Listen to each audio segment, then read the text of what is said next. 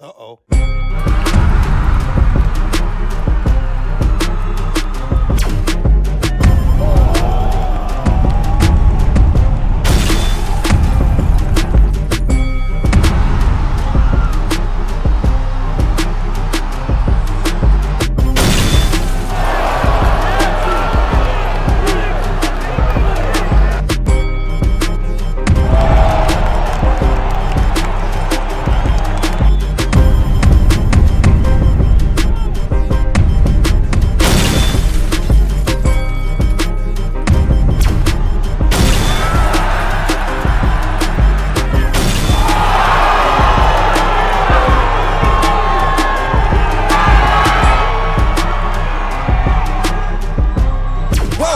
Motherfucking relay. We're covering today's top boxing news.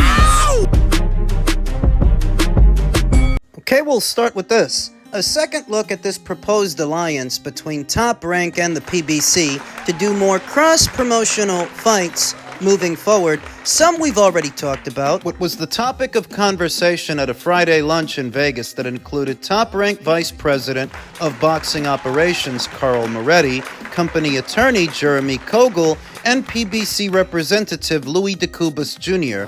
We talked about Fundora and Zayas and a bunch of other fights. Let's see if they can come together, Moretti said. The potential matchups are enticing, including a Tank Davis meeting against Top Rank's 3-weight champion Vasyl Lomachenko or its new WBO lightweight champion 2021 U.S. Olympian Keyshawn Davis, Top Rank's WBO welterweight champion Brian Norman versus PBC's WBC champion Mario Barrios, Top Rank's 140-pound champion Teofimo Lopez versus PBC's new WBA champion Gary Antoine Russell, and Top Rank's unified middleweight champion Yanibek Alimkhanalai versus either Erislandy Lara or Carlos Adames. Now, there's already an established track record as to what usually happens when top-ranked fighters share the ring with PBC fighters. Usually, the top-ranked fighter wins, whether it's Vosdick versus Stevenson, Beterbiev versus Brown, Fury versus Wilder, Inouye versus Fulton, Crawford versus Spence, Crawford versus Porter, Crawford versus Felix Diaz. Usually, the top-ranked fighter wins, or the fighter that Top Rank groomed.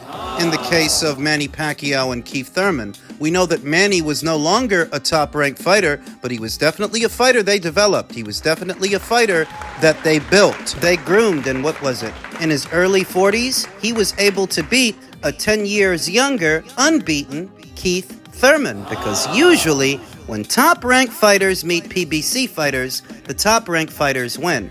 And perhaps that's a big part of the reason that the PBC wasn't receptive to these kinds of cross-promotional matchups in the past. They didn't used to go for this kind of stuff. What cross-promotional matchups we did see in the past really were far and few, special circumstances, whereas now they're talking about doing more business together, likely out of desperation. Desperate times call for desperate measures. They're trying to compete with Turkey LL Sheik's Ring Magazine and Riyadh Season shows, but alone, just doing in-house fights, well, that's no competition at all. That's not going to cut it. But if they get together and start matching their boys against their other boys, now you're cooking with rice. So when you talk about a potential Yanibek Alimkhanalai versus Erislandy Lara or Carlos Adames, I think Yanibek beats them both. Said that before.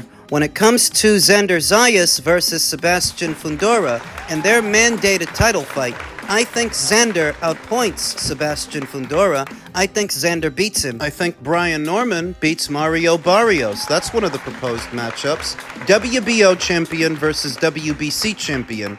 I think Brian Norman knocks out Mario Barrios. What could be a clean sweep for Top Rank if these fights, all of them, come into fruition? The more competitive matchups are Teofimo Lopez versus Gary Antoine Russell, Vasyl Lomachenko versus Gervonta Davis, a proposed fight between O'Shaquie Foster and Stephen Fulton, who would be moving up in weight for that fight, or a defense of Stephen Fulton's WBC title against Bruce Carrington. These are the more competitive matchups. When you think about a welterweight title fight, a welterweight unification match between Brian Norman and Mario Barrios, it's simple, really. Mario Barrios would be outgunned. Mario Barrios is a mid-range to inside fighter, and so is Brian Norman, but Brian Norman's got more firepower, I think. More single-punching power than Mario, so when he puts them together, he'd put Mario's lights out. And Mario is a champion that is stuck between a rock and a hard place. Because it's either you unify with Brian Norman, who likely beats you, or you wait for your mandatory challenger to come a-knockin'. The Suleiman Sissoko versus Egis Kavaliauskas fight has been rescheduled, and the winner of that fight becomes Mario's mandatory challenger. That is set to go down next month on the 10th, and whether Suleiman wins or Egis wins, I think either guy beats Mario. And that's on top of Brian Norman beating Mario, so the question is, if there's a loss at every turn waiting for you, what fight gets you more money? And maybe unifying titles with Brian Norman might get Mario more money. Maybe. That's a big maybe. More at least than fighting either Suleiman Sissoko or Egis Kavaliauskas, but he loses. He loses either way. Looking at the probability of some of these fights happening, a proposed unification match between Teofimo Lopez, the WBO champion, versus Gary Antoine Russell, the WBA champion. What is the likelihood of this fight happening? That depends. That depends on what happens when Teofimo meets Arnold Barboza. If Arnold wins, there goes the neighborhood, and there goes any chance of this fight happening because Arnold is not a top-ranked fighter. He's with Golden Boy. And there are growing sentiments ahead of Teofimo's fight with him that he may not make it through that fight, that he may not stay WBO champion. So if the idea is to put Teofimo in the ring with Gary, he's got to make it past Arnold, and I don't know that he's going to. Lomachenko versus Davis. A fight 6 or 7 years in the making. And in previous years, I would have gone with Vasyl Lomachenko to win this thing comfortably, because I've always felt that Gervonta is just another souped-up American hype job. What's changed is that Vasyl Lomachenko is older now,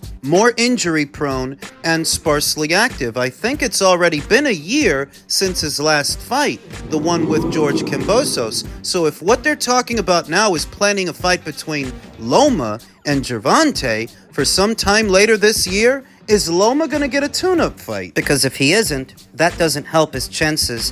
Being in his mid to late 30s, not being active, having a back injury, losing a step. I didn't have a doubt in my mind that Loma would have beat him before, but now I'm not so sure. Then again, I'm not so sure that this fight sees the light of day, because before it becomes about Loma or anybody else, Gervonta has to make it past Lamont Roach, because he didn't the first time, and you never really know until you know. And then after that, if he manages to win, it's not a guarantee that he fights Loma, because he could revisit that arrangement that he had with Jake Paul to do some kind of an event with Jake Paul. That's what he was gonna do had he beat Lamont Roach. And comparatively, doing anything with Jake Paul would pay better than fighting Vasyl Lomachenko. So I don't even know that this fight is going to happen. This is one of the less realistic fights that was proposed. Fulton versus Foster. A couple of days ago, there was a rumor that Stephen Fulton would be moving up from 126 up to 130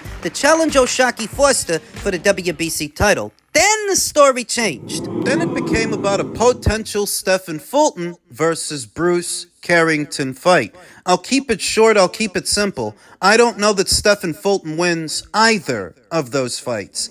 I think Bruce Carrington can stop him at 126. Oh, yes. And at 130, O'Shaquie Foster would have the edge because he's been at that weight longer. It's not rocket science. I do wonder how many of these fights are going to come into fruition. What is it going to take to make them? Because there are some outlying factors you must consider. The Top Rank's ESPN deal is about to end. And if it does, where do they go? It's a pretty important detail, especially as it pertains to cross-promotional matchups. I actually like the idea of the PBC and Top Rank making a series of fights amongst themselves. That's not bad. That's not bad at all. But for now, it's just talk. We'll see. if they can get some of these fights over the line. Now, as it pertains to a fight that's a done deal, the story behind how a Stanionis versus Jaron Ennis got made. A Stanionis might not be following the orthodox path of today's other boxing champions, but remaining true to himself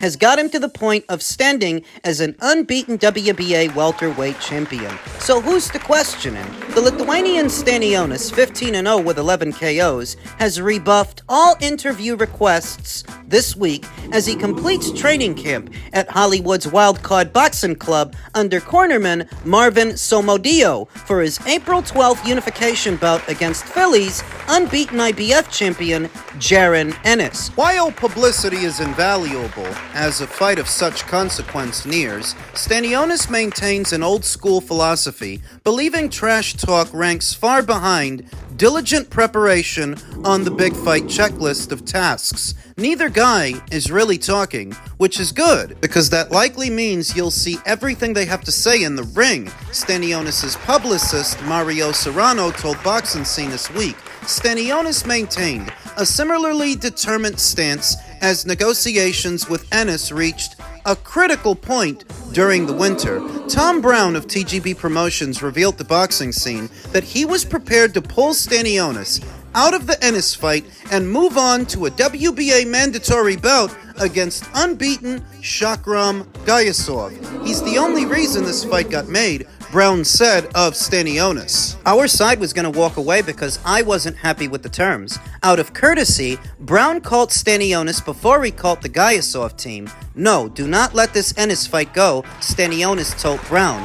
I want this fight. Stanionis' reasoning was simple. He wants to prove he's the best welterweight in the world. He knows everybody's saying that Ennis is the best right now, but Stanionis believes he can win, Brown said. To reflect, Ennis was coming off a lackluster, defensively flawed November victory over Karen Chukadzian on November 9th, and balked at a junior middleweight fight against Virgil Ortiz, saying he wanted to be the undisputed welterweight champion. Talks for a bout with newly crowned WBO champion Brian Norman fizzled out, leaving Ennis with little leverage as WBC champion Mario Barrios had a November draw with Abel Ramos. Brown felt Ennis promoter Eddie Hearn was offering Stanionis not an unfair amount, but it's worth more, and Stanionis could have turned to either Norman or fellow PBC champion Barrios. Instead, Stanionis dug in on Ennis. Halt the bullshit. If Tom Brown felt that the fight was worth more than Eddie Hearn was putting up, then why didn't he put it up himself? Questions that need answers. And they said that he could have turned to either Mario Barrios or Brian Norman,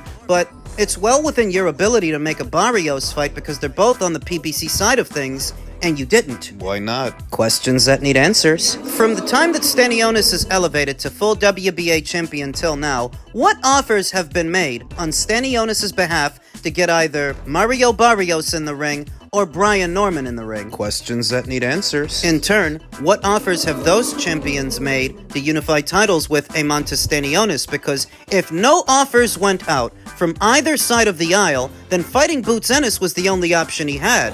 It's either you take care of your mandatory or fight Ennis. Because you ain't made no offers to the other champions, and the other champions haven't made any offers to you. This is just Tom Brown's fanciful version of the story, where the only reason the fight is happening is because Stanionis doesn't duck anybody, when Stanionis is the one who dragged his feet last year. It took him long enough to realize the only real money on the table for him was in a Boots fight. You wasn't gonna make nothing fighting Gayasov. Nothing against Stanionis, but tell the story the way it is, the way it really happened, and stop trying to gaslight everybody. The only reason the fight is happening is because Matchroom is putting up the money, not the PBC. You guys got two welterweight champions on your side of the street, and you haven't put up any money to put them in the ring with each other. The only ones trying to deliver unification matches to this division is Eddie Hearn, Boots Ennis, and the Matchroom. So when you try to give Stanionis all the credit, saying that he's the only reason the fight is happening, or that you were ready to walk away from the table because you didn't like Matchroom's offer, you felt it was worth more. If it's worth more to you, why didn't you put it up? Cut the bullshit already. Yeah, I mean that's another reason why I don't care, because I know it come with the sport. I'm not trying to sound like a broken record, but like Tank said the best. They love you, then they hate you, then they love you again, and that's real rap. That's how it go. that's exactly how I go. And then after this performance next year, they're gonna be back loving me again. It's crazy. But I mean, it's boxing. While it is true that boxing fans blow hot and cold with the seasons and that you're only as good as your last performance, and Boots' performance, The last one wasn't too good. in truth, the last 2 or 3 performances weren't that good, a big part of the reason that boxing fans, some of them, have turned on him, them specifically, is because he went to Matchroom, because he didn't sign with the PBC from the moment it was announced that he would be a Matchroom fighter boxing on DAZN moving forward. That automatically caused him to fall out of favor with some people. So if the buzz and the love doesn't seem the same as it was, that's why. I'm not sure if Boots and his team are aware of that. That while he was on Showtime boxing on PBC shows, some people only gravitated towards him because he was being marketed as the anti-Crawford, PBC's answer to Terrence Crawford. So that as soon as all of that stops, so does their interest. It comes to a screeching halt.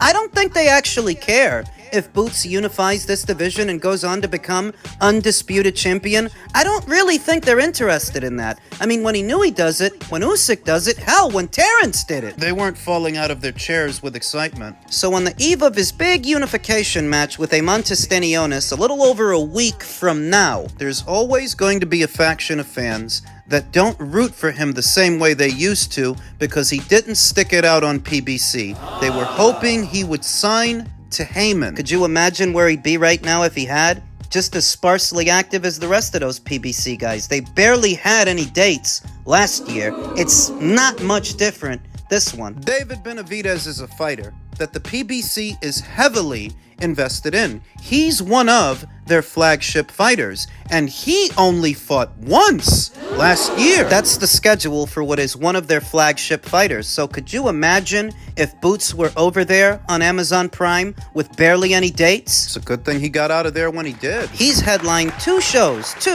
in his native Philadelphia, growing that grassroots following, and now he's about to have a unification match that promises to be a barn burner.